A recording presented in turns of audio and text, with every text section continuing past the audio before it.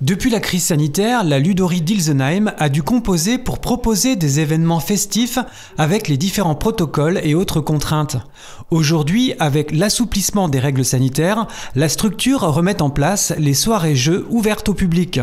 Enfin, on est tous ravis de pouvoir rouvrir nos portes de la Ludoride et d'accueillir à nouveau les gens qui vont pouvoir emprunter, mais surtout jouer de nouveau sur place, ce qui n'était plus le cas pendant toute la partie Covid, quoi. On a continué à tourner, mais c'est vrai que c'était vraiment en principe de drive, donc il n'y avait plus possibilité de passer vraiment du temps avec les personnes pour s'installer, pour jouer.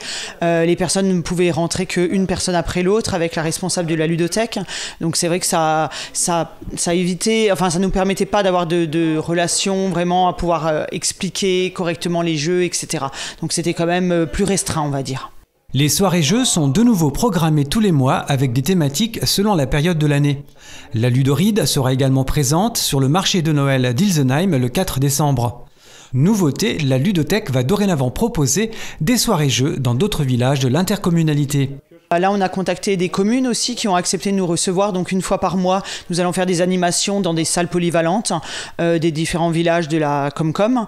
Et donc, ça va nous permettre d'aller vers les gens, de faire vraiment de l'itinérance. Donc, emmener nos jeux, faire jouer les gens sur place. Donc, les personnes qui éventuellement n'ont pas de moyens de locomotion vont pouvoir juste se déplacer dans leur village pour venir jouer.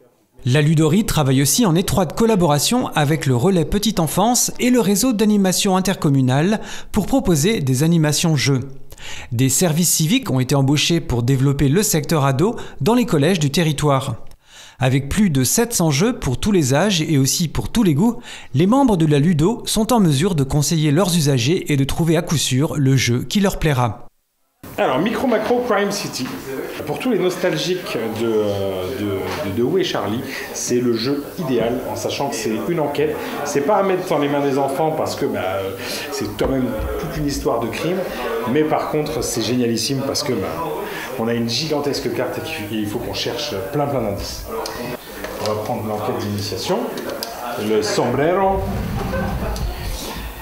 Et donc là maintenant ce qu'il faut faire, c'est notre première tâche va être de trouver José, le petit personnage qui est là, à la station du métro aérien. Voici entre autres l'un des jeux collaboratifs proposés par la Ludo, mais bien d'autres sont à découvrir. N'hésitez pas à suivre la page Facebook Ludoride pour en savoir plus. Voilà, il est là, José est là.